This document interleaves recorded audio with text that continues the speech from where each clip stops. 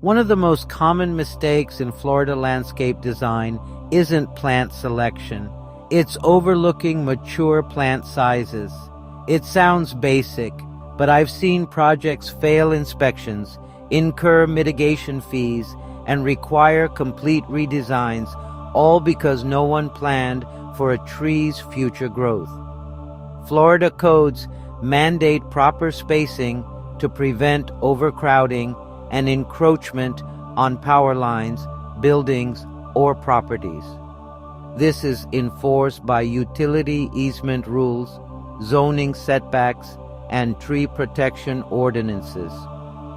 Planting a large tree like a live oak too close to a structure sets up a code violation that won't appear for 5 to 10 years when its canopy is pushing 40 feet wide and its roots are lifting foundations.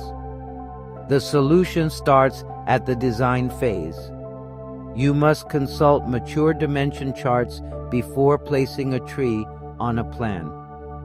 Florida-Friendly Landscaping guides, local extension services, and resources from the University of Florida IFAS all publish species-specific growth data. A live oak can reach 60 feet wide at maturity. A slash pine can hit 70 feet tall. If your site doesn't have room for that, don't spec the tree. Spacing rules vary, but common standards require 10 to 15 feet of horizontal clearance from overhead utility lines and at least 10 feet from structures. If you're working in a community with an HOA or a municipality with strict tree preservation codes, those spacing requirements can get even tighter. But here's where good design saves you: mixing in understory plants.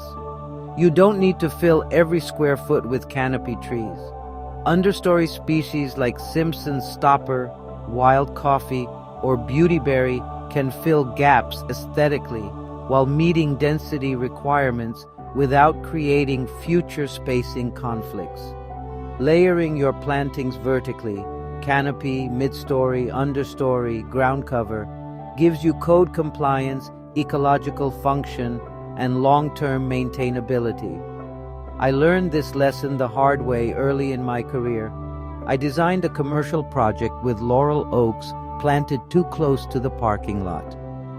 Within 7 years, roots were lifting asphalt, and the property manager was calling me asking why the trees I specified were destroying their lot. That was on me. I didn't account for mature root spread or the aggressive growth of laurel oaks in Central Florida's sandy soils. The fix cost the client money and cost me credibility. So always plan with mature dimensions in mind. Check your county's landscape code for spacing minimums, cross-reference utility easements and building setbacks on your site plan, and use IFAS plant guides to verify mature height and spread. When in doubt, give the tree more room than you think it needs. Overlooking mature plant sizes is a sneaky but preventable trap. The codes exist to protect infrastructure, maintain safety clearances, and ensure landscapes function long-term. Your job as a designer is to meet those standards while creating something beautiful. That means thinking 10, 20, 30 years ahead, not just what looks good at install. If you're designing in Florida and not factoring in mature growth, you're setting up future code violations, expensive fixes, and unhappy clients. Don't let that be your project. Plan ahead, space properly, and build landscapes that work for decades. If you're dealing with Florida landscape codes and need clarity, let's connect on LinkedIn. Thank you for watching, and I will see you in the next one.